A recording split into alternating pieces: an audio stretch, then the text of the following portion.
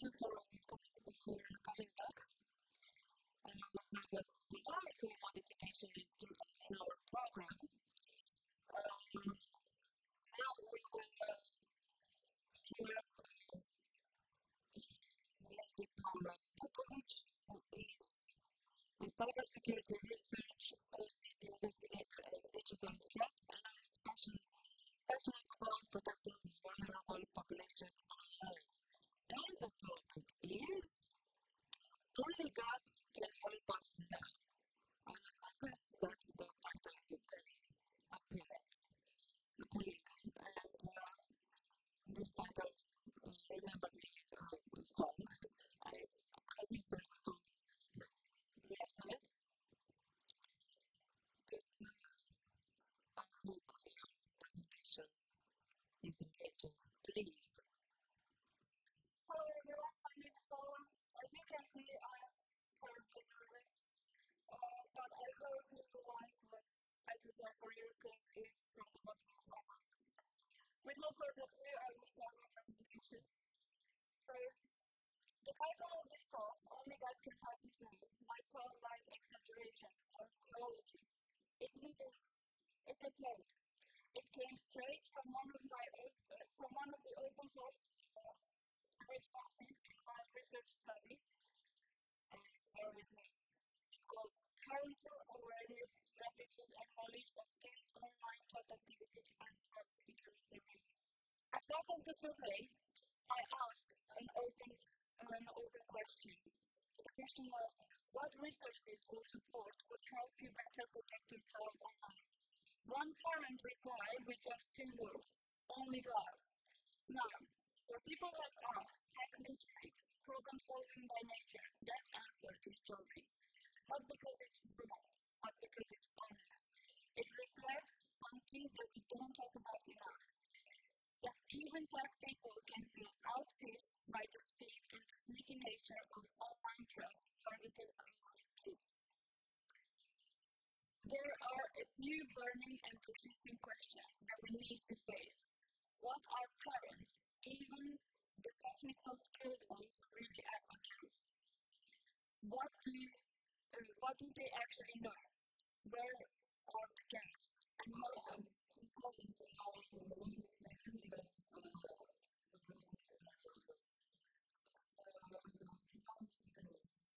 which will be now.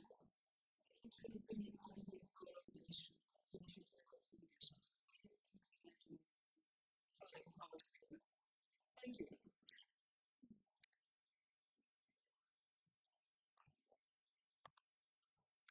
So there are a few burning questions and persistent questions that we need to face. What are parents, even technically skilled ones, really like to ask? What do they actually know? Where are the gaps? And most importantly, what can we as professionals, as policymakers, and as parents actually do about it? A little about myself. I am Paula Popovici, as I mentioned. I began my journey in IT support, but cybersecurity is where curiosity met purpose. I'm the top 1% in TryHackMe and specialized in OSINT and digital forensic, turning complexity into clarity. I founded the Blue Dwarf to help non-technical audience manage risk, and I host a podcast to raise awareness for parents and young people. Today, I'm sharing real-world lessons in digital child safety and learning theory. Before we proceed, I'd like you to invite to read the disclaimer.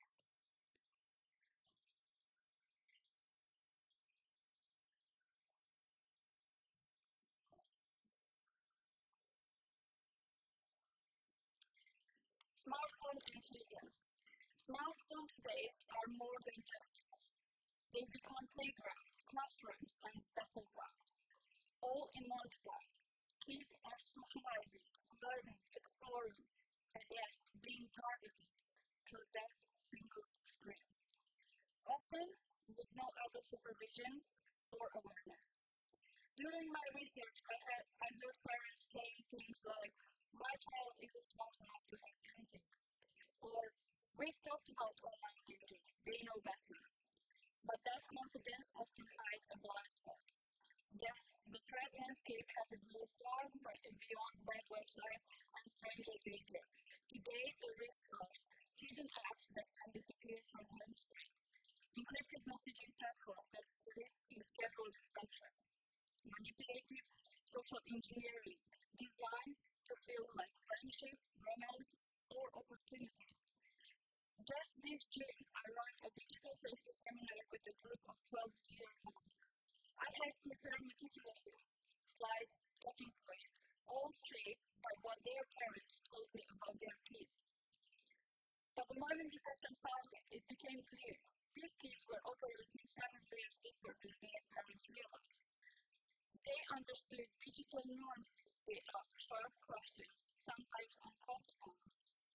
So I shifted. I grabbed the structure and I followed their lead. And one moment stuck with me more than anything else. A quiet realization. Do parents actually know their kids online, or just what they want to know about them? That's the gap we are dealing with. And that's what makes this issue not just about parenting, but about cybersecurity design and digital responsibilities.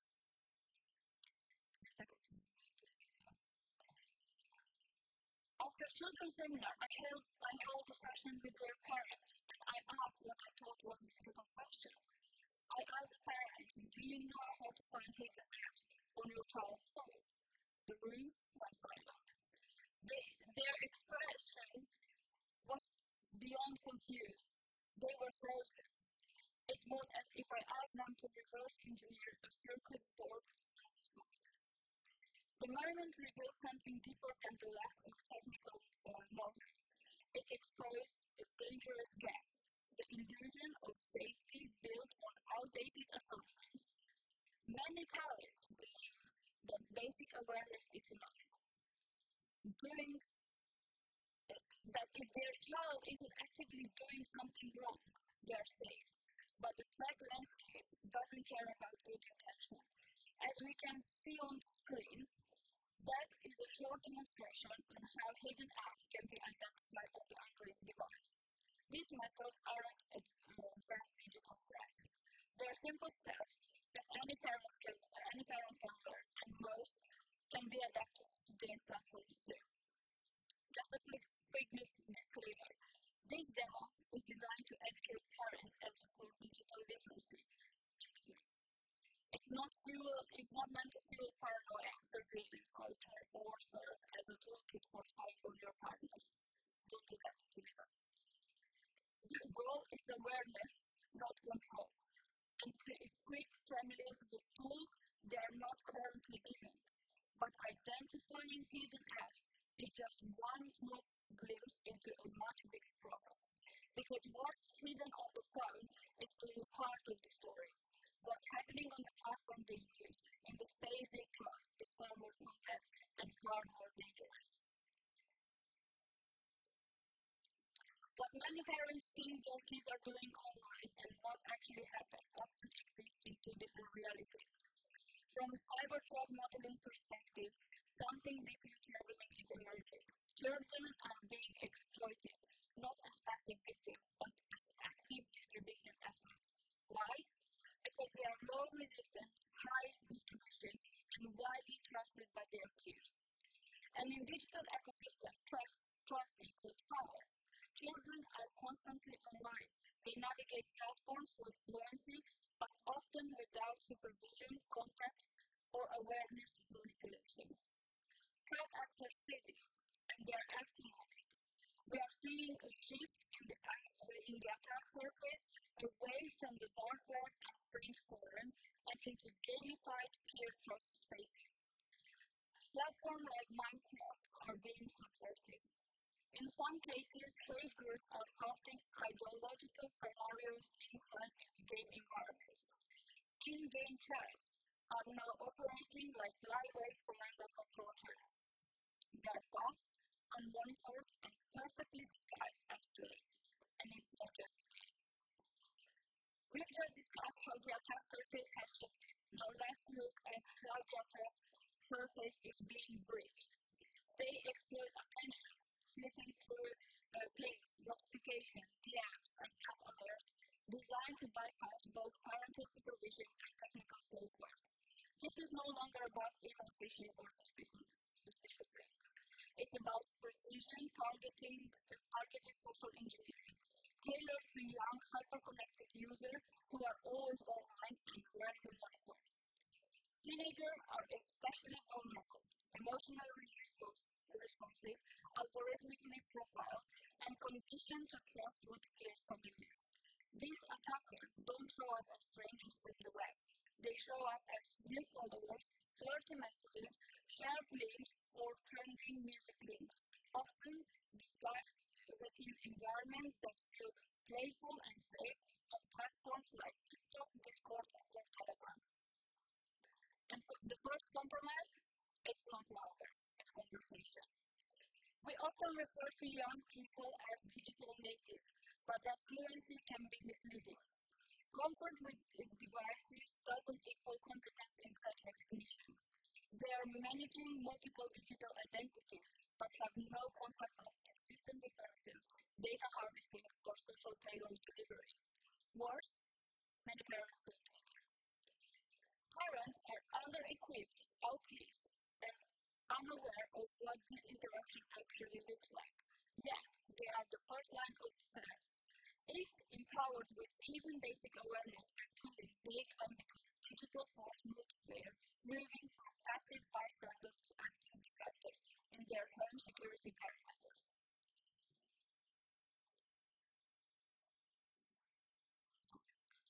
We are just discussing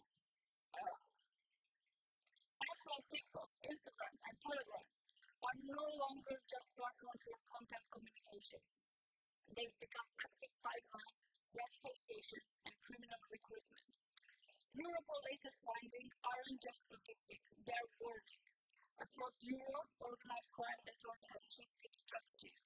Minors are now the primary target, and this isn't just happening in hidden corners of the internet. It's happening in plain sight on the very platform young people use every day. These apps are no longer just social spaces, they are operational environments for grooming, manipulation, and recruitment. Europol intelligence briefing called it an epidemic, one where a minor son as young as 13 are being offered up to 20,000 for acts of violence, including murder.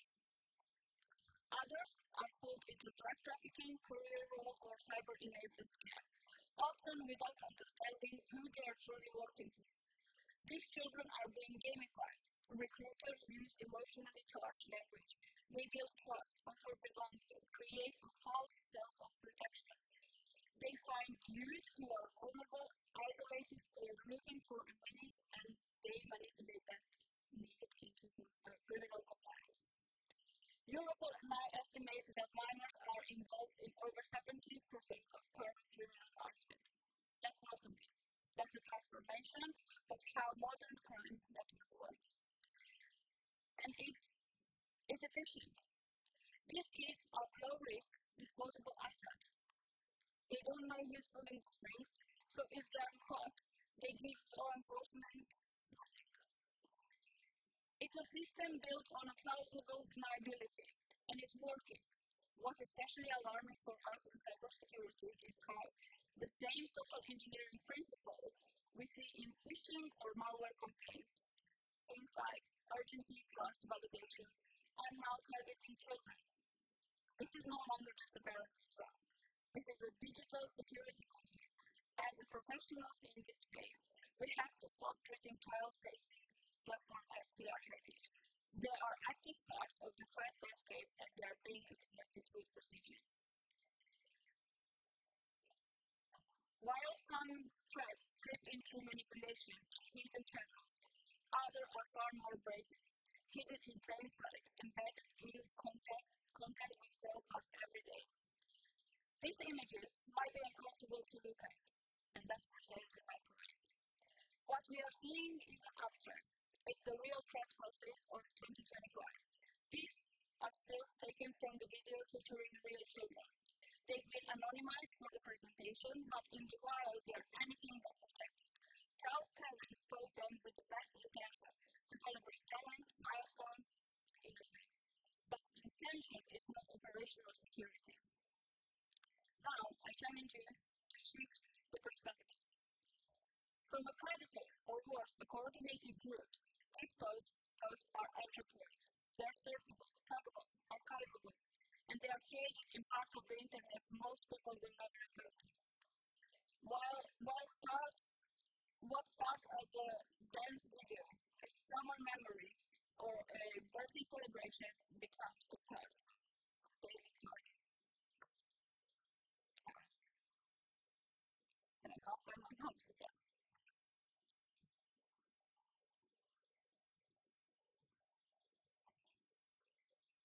Sorry about this.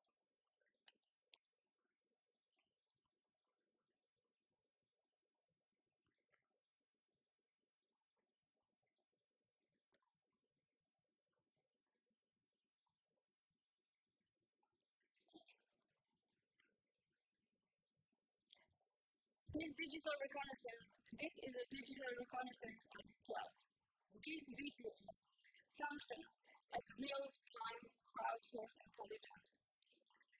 Let's be clear, this is no longer a parenting issue. This is an APT-adjacent threat model. We are observing behavioral patterns that mirror low and slow tactics across mainstream platforms like YouTube, Instagram, TikTok, and Telegram. These children aren't just vulnerable. They are actively producing exposure points their parents don't even understand. And the platforms are mitigating. Some kids are presenting like influencers with polished framing, strategic posing, and editing, mimicking adult creators without grasping the long-term footprint they're expanding. They may know how to encrypt chats, spoof apps, or wipe logs, but they lack the maturity to recognize threat actors watching them. Meanwhile, parents, well-meaning but digitally under-equipped, are posting content that would never even pass a basic writing assessment. So here's the uncomfortable reality. We are not just witnessing exposure. We are witnessing systemic failure to recognize a live threat actor operating in plain sight. If we, as cybersecurity professionals, continue to overlook this in our threat models, we are not just missing the threat, we are enabling it. Because the door isn't being breached, the door is being left open. To bring this closer to home, let's examine Romania. In 2023, the court apprehended a minor responsible for cyber attack, targeting multiple public institutions. Let us think in. It's not just the victim of online harm, but a threat actor with a threat landscape. This wasn't a coordinated criminal gang or an international threat group. It was a teenager, operating with tools and access level once reserved for advanced adversaries. This case revealed a growing blind spot in threat modeling. Adolescents as both target and potential threats. Why? Because high rates of bullying, neglect, and digital escapism push vulnerable youth into spaces where they are easily manipulated or worse, recruited. Grooming today often doesn't look like coercion. It looks like attention, belonging, and praise. We've seen time and time again, victimhood can quietly pivot into participation. And if we, as cybersecurity professionals, educators, and policymakers, don't account for adolescents in our threat frameworks, we are not just ignoring a variable, we are enabling exposure at a scale. Now, let me raise an incident that I believe deserves a serious public reflection. Earlier this year, two 13-year-olds engaged in a sexual act inside the school building and uploaded the video online. Yes, the school responded. Yes, I'm sure the parents were horrified. But reaction isn't enough. We need transparency. We need answers. I reached the IPJ teams. Unfortunately, no official response came. Their public-facing channels lack accessible email contact, and local police could not provide clarity. So today, my colleague and I, Chris Kubashka, my colleague Francesca and I, are asking this question publicly, not to provoke, but to demand clarity, transparency, and responsibilities. These questions are every parent, educator, and professional questions that they should want answer for. So the questions are, where was the video uploaded? Who had access to it and for how long? How many times it was viewed and downloaded? What type of investigation was open? Where is the case number and the jurisdiction? Has the juvenile court been involved? Have the children been charged or protected? Who is the leading investigation? Who is the prosecutor? And most importantly, were the children vulnerable before the incident, possibly already targeted or exploited? These aren't tabloid questions. These are risk assessment questions, threat vector questions. And if we continue to treat incidents like this as isolated or just for parents to deal with, we will continue to underestimate the scale, the speed, and the severity of digital harm facing children in Romania and beyond. Let's take a closer look at what digital vulnerability looks like. One of the most overlooked threats I face is a misconfigured API or phishing campaign, even if they are reported. It's a child mobile device. In 2024, Romania recorded 3,999 cases of sexual aggression against minors, an average of 11 cases per day. Only 534 of these victims received social or psychological support. From 2014 to 2020, fewer than 20% of the cases, meaning less than 1 in 5, were led to indictments. While the law finally shifted in 2024 and classified sexual acts with minor under 16 as rape, policy change alone isn't enough.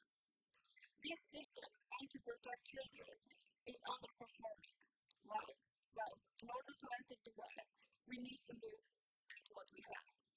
At the European Union level, the legal framework begins with Directive of 2011/93 per EU on combating the sexual abuse and exploitation of children and child pornography.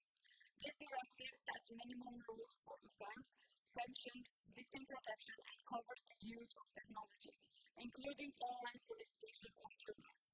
On the Romanian side, with law number 217/23 published in 11 July 2023, and the law number 424/2023 published in 29 December 2023, the Romanian Criminal Code with the law 286/2009, which was amended with effect from 1st of January 2024, so that any sexual act with a minor under 16 may now be treated as rape or serious offense under appropriate conditions. Keyword appropriate. Among the key changes, the age of consent was raised to 16. The law now explicitly penalizes causing or facilitating sexual acts with a minor. Penalties are higher, for example, 7 to 12 years imprisonment when adult has sexual intercourse or sexual acts with minor under 16, under appropriate circumstances. We also need to mention the cyber law and computer misuse dimensions.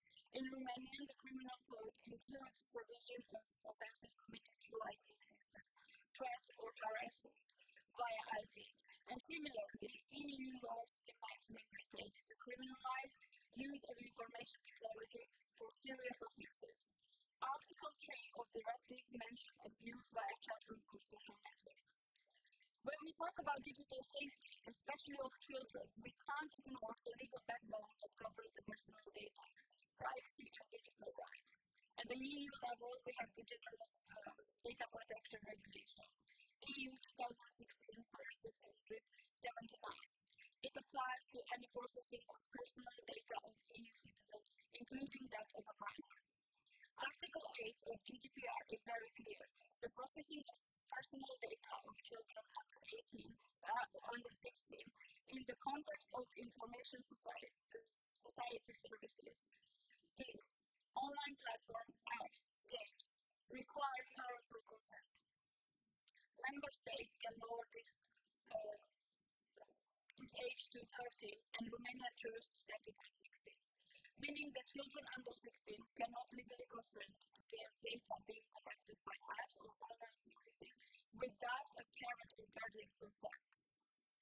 GDPR also established the right to be forgotten, especially critical when content involving children like photos, apps, or posts end up online without understanding the long-term consequences. But while the GDPR sets the standard, enforcement still varies. And yet, let me ground this in hard numbers from the Public Prosecutor's Office. For the actual sexual minor, Article 320, we have terrifying numbers. In 2023, 2,348 cases out of 8,390 cases were solved. That means 28% of the cases. In 2024, 1,949 out of 6,619 were solved. That's 29.5%. For Regularea minorilor în scopuri sexuale, Article 222, in 2023, 64 out of 260 cases were solved. That means 29.6%. In 2024, 71 out of 239 cases were solved. That means 29.7%.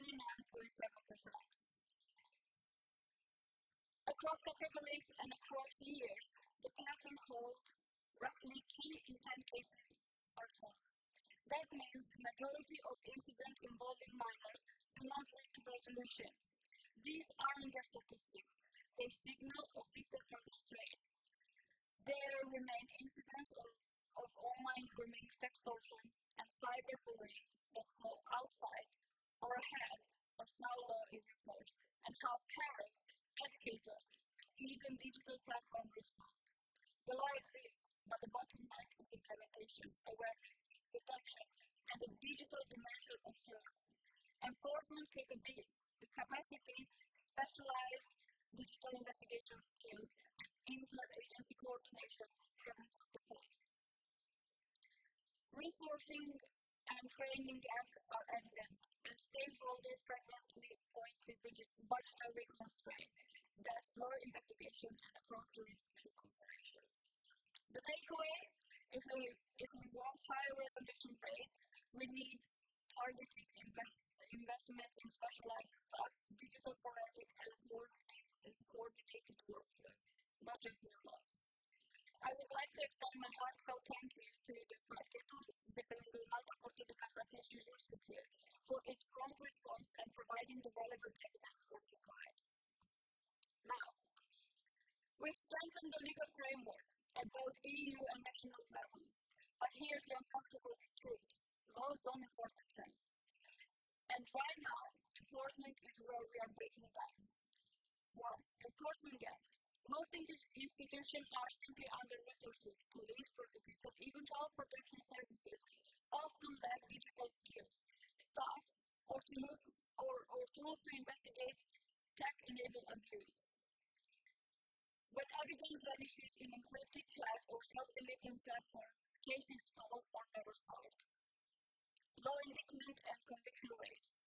From 2014 to 2020, fewer than 1 in 5 cases involving child abuse in Romania led to indictment. That's not just a legal failure, it's a systemic one. Victims withdraw, investigations are incomplete, and in some cases, prosecutor or judge don't understand how abuse play in modern platforms. Lagging responses to fast-moving threats. Crimes today happen in real time, but judicial system move in months or years. By the time case reaches the court, evidence might be gone, the trial may be older, and the platform may no longer hold records. Lack of awareness across the chain. The law assumes a basic level of digital literacy, but most parents, educators, and even some officials don't have it. Children often don't even realize they are victims, especially when grooming is emotional, not explicit. EU directives offer a blueprint, but enforcement in Romania varies by region. Some countries have cyber units, others don't even monitor social media reports. The patchwork approach leaves too many gaps for abusers to exploit. This is where awareness must become action, because cybersecurity doesn't begin with farms. It begins in the living room, it begins in the school, it begins with us. To structure this call to action, I've broken it into three parts, one for each stakeholder group: parents, schools, and policymakers. Because real protection demands shared responsibilities. Each of these groups has a distinct role, and unless safety is reinforced from all sides, we will keep working in silos where children remain exposed to freedom. Let's begin with parents. We've seen how easily manipulation, grooming, and cyber threats slip through what many families believe are safe spaces.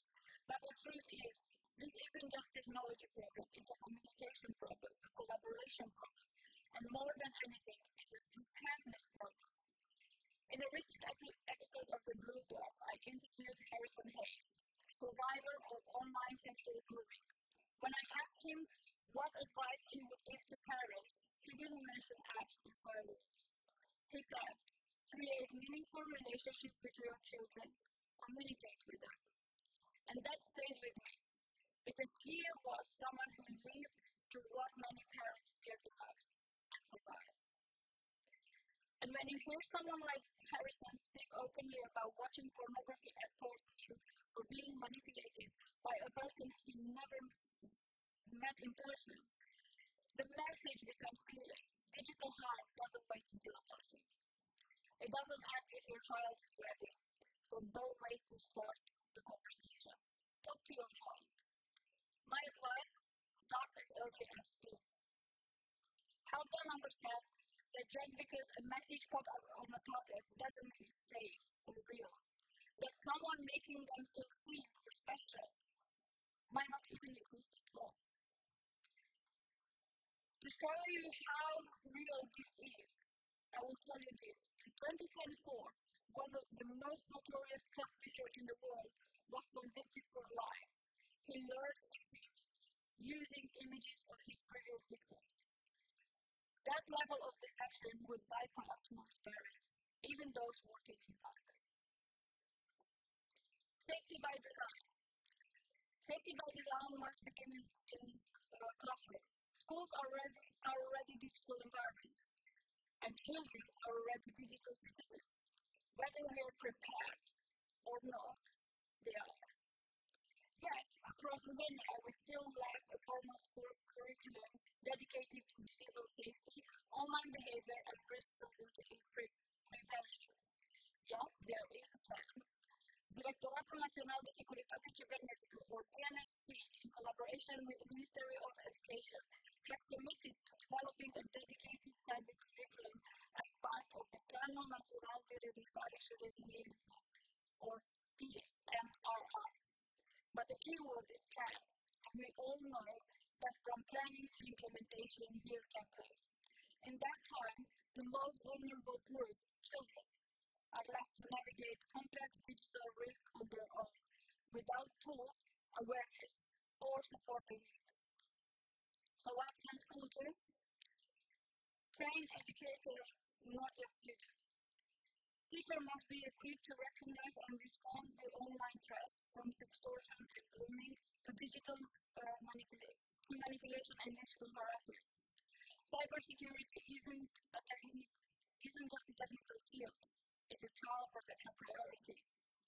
Integrate digital safety across all subjects. Don't isolate cyber education within the IT curriculum, especially when many IT classes still focuses on outdated skills like Excel spreadsheets, Word, and shutdown procedure when a screen has frozen. Digital risk doesn't follow a timeline, and neither should our prevention. Protecting children online cannot remain a recommendation. It must become a national standard. Policy action is no longer optional, it's overdue. Romania has framework, the European Union has directives, but the reality on the ground tells a different story. Our legal and educational tools remain underfunded, under-enforced, and underutilized. As previously mentioned, the National Cybersecurity Directorate and the Ministry of Education have outlined a plan to introduce a national cyber curriculum supported by the PNRR. But the plan without execution does not protect the child. We do not need more strategies. We need measurable action, and we need it urgently. As we draw a line in the sun, we also draw a conclusion. We've seen the evidence. We've traced the threat surface from playground to platforms, from seemingly innocent content to operational exploitation. We've examined the legal framework to enforce gaps, the educational voids, and the blind spots that persist in the system to protect. Let's be clear, this is not just a cyber issue. It's not a parenting issue. It's not just a policy issue. It's all of them, interconnected, real-time, and escalating. Children are not just users of technology. They are being used through technology. Not in the shadow, but in the plain sight. If we continue treating digital childhood as an afterthought, as something to be addressed after a scandal, after a case, or after a tragedy, then we are not enabling resilience. We are just cleaning up after a failure. So the question isn't, is it urgent? The question is, what we will allow to continue. Because in the digital world, silence isn't neutrality, it's complicity. My call to action is simple, but not negotiable. Parents must engage, school must adapt, platform must be held accountable, lawmakers must act with speed, clarity, and conviction. The child is not the weakest link. It's our security. The child is not the weakest link in our security chain, but they are the most exposed one. Let's change that. Let this be the moment we stop ignoring the problem and start fixing it. Thank you for listening to me. And I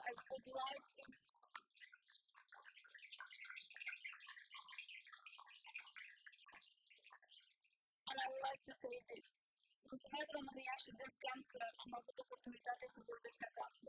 Which roughly translate, thank you Romania and DefCamp for the opportunity to speak at home.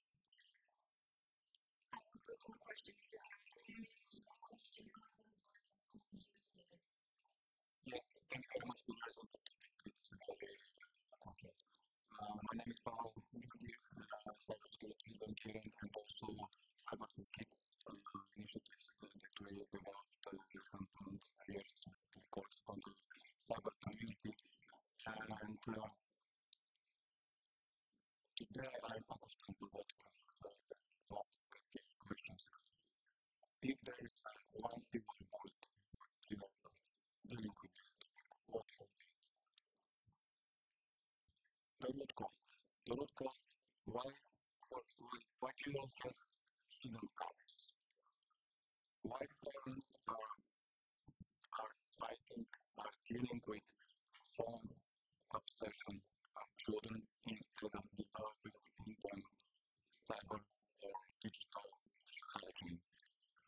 Why parents think that parental control is the silver bullet of all these threats that are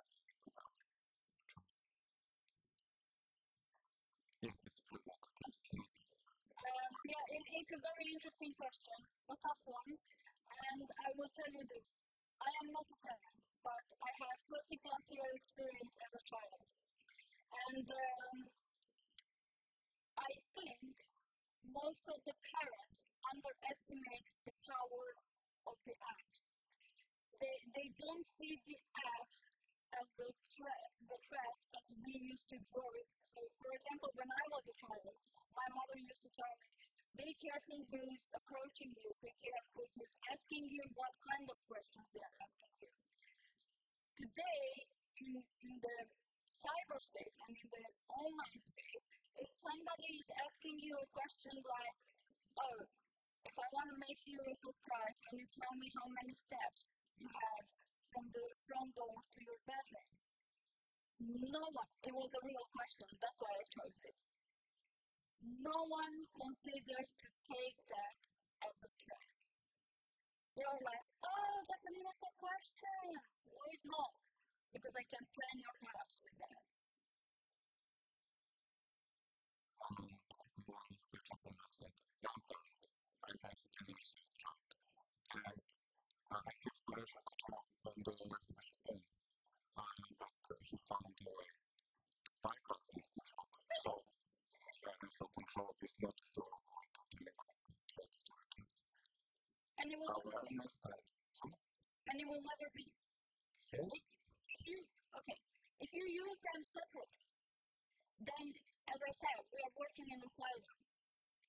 We are not here to blame anyone. What I am trying to say is parents have a critical role, because who best knows their child than the parent?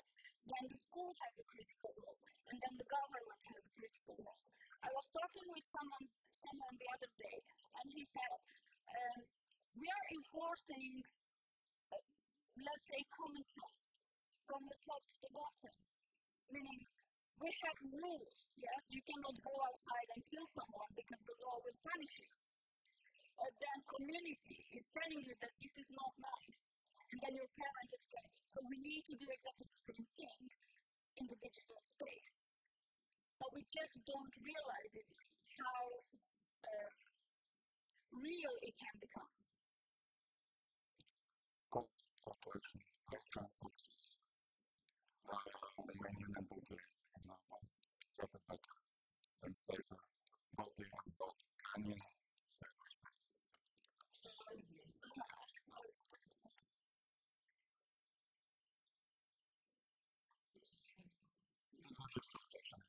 Sorry, I didn't get the question. I believe that was the conclusion.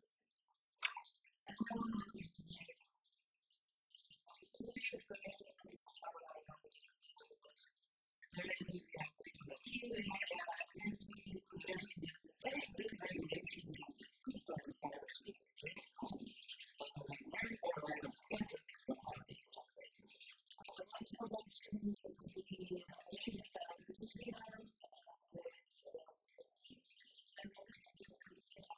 education for us clear and like everyone. We need to talk about I don't have the details of the plan, so I will not be able to give you a straight answer on that. I would love to know that they do actually have a plan in place to educate parents.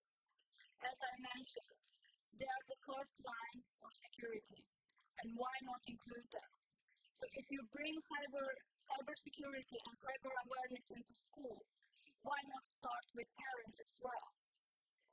But unfortunately, I don't hold that information, at least not at the moment. But I promise you I'll find an answer. So if you message me in a month, I will give you an answer.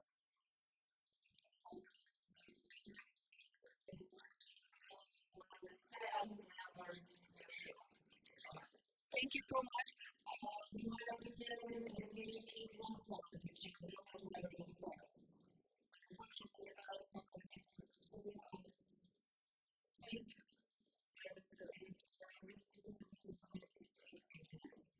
Yes, they have paid the